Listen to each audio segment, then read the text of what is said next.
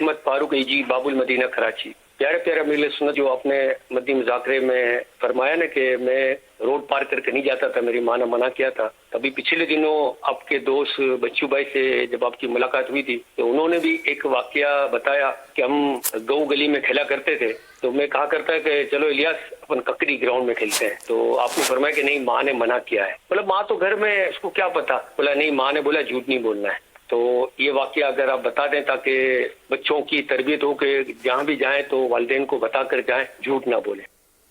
آپ نے بتا ہی دیا نا. وہ بچپن سے ذہن تھا، اللہ سے ڈر لگتا تھا، اللہ مارے. بچپن کے ذہن مطلب باتیں اس طرح.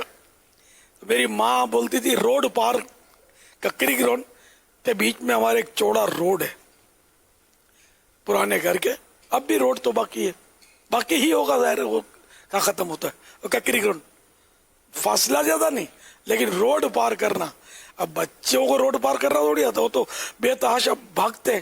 تو اس لیے وہ میری ماں منع کرتی تھی، یعنی شفقت کی وجہ سے کہ کوئی گاڑی کو چل نہ دے. تو مجھے کہتی تھی ککری گراؤنڈ میں نہیں جانا ہے، ککری گراؤنڈ میں نہیں جانا ہے. تو یوں مطلب یہ ککری گراؤنڈ کا واقعہ کہ ماں نے منع کیا ہے، میں کیوں جاؤں. جھوٹ بول دینا تو کیوں جھوٹ بولوں. آپ کو کبھی یہ نہیں لگا کہ میری ماں مجھے باہر جانے نہیں دیتی، مجھے کھیلنے نہیں دیتی باہر، مطلب میری یہ خواہش ہے، یہ خواہش نہیں پوری کرنے دیتی؟ کبھی ایسا فیل نہیں ہوا آپ کو؟ نہیں تو میری ماں نے مجھے کھیلنے سے کب روکا تھا، باہر نکلنے سے کب روکا تھا.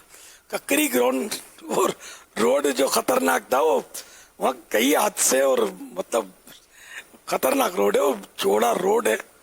اور ایک بار وہ کتیانہ اسکول کا کوئی میرا خیال ہے طالب علم کا بھی ایکسیڈنٹ ہوا نا، جب وہاں یہ کافی میرے بڑے ہونے کے بعد جوانی کا واقعہ ہوا تھا. تو پھر وہ احتجاج ہوا تھا اور شاید دھرنا بھی ہوا تھا. پھر جا کر کہیں اوور ہیڈ پل بنا تھا وہاں. وہ روڈ کیسا ہوگا اندازہ لگا، کتنے ایکسیڈنٹ ہوتے ہوں گے.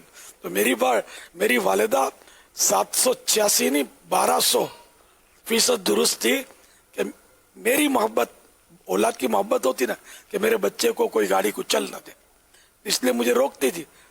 تو میں کائے کو بغاوت کروں. جب میں جھوٹ بولنے کے لیے بھی ذرا یوں ذرا سوچتا تھا کہ جھوٹ نہ بولا ہوئے تو اب میری ماں سے باغی ہی ہو جاؤں میں. آج کل اولاد سے جی